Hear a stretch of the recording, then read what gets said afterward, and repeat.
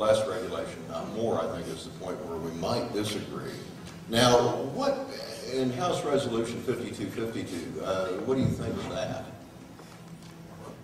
Well, I don't actually have that before me. I don't know. I don't actually spend time in this. What is it? House Resolution 5252 is a net neutrality bill like Senate Bill 2917.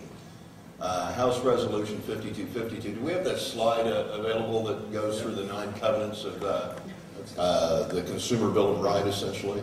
Internet Bill of Rights? Save me popping through them. There we go. This is HR 5252. And I've spoken with executives at Verizon, at Comcast, and at AT&T, and none of them object to any of these. As a matter of fact, Whitaker, who kind of opened a can of worms last October with an off-the-cuff statement, corrected himself more recently. He said, any provider who blocks access to the internet is inviting customers to find another provider. Whitaker said in his keynote speech. It is bad business. He then emphatically stated that AT&T would not block independent services, nor would it degrade internet access, period, end of story.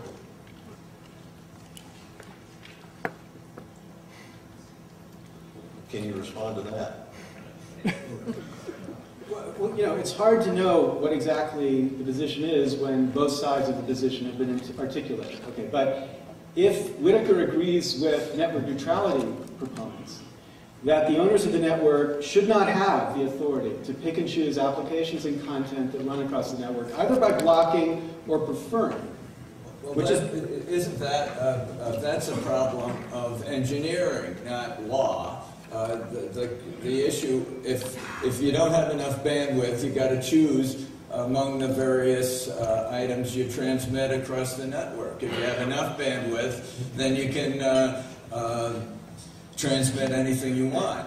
And in general, the owners of a conduit want everybody's content to go across it, and owners of content want to go across everybody's conduit.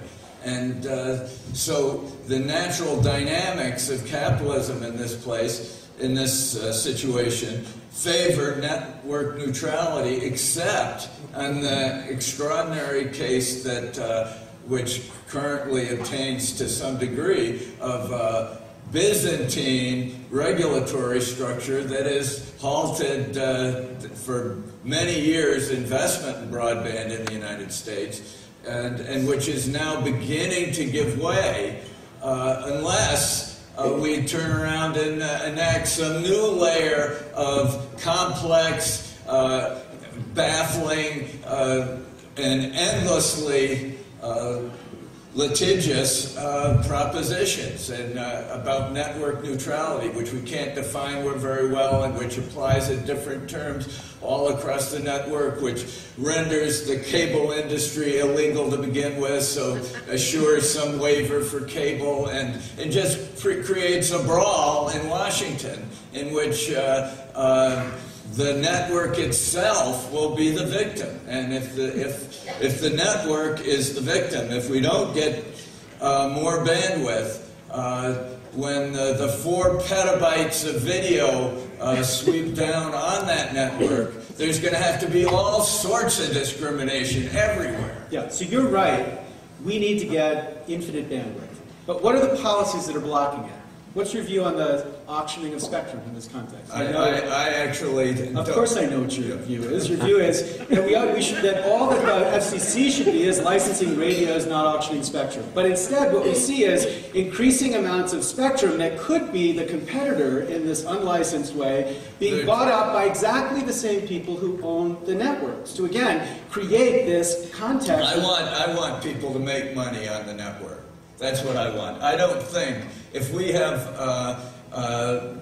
lawyers and professors attempting to determine the details of the internet, there is not going to be any money made on the internet, and the result will be no the current investment, which is at last flooding into broadband, will be halted.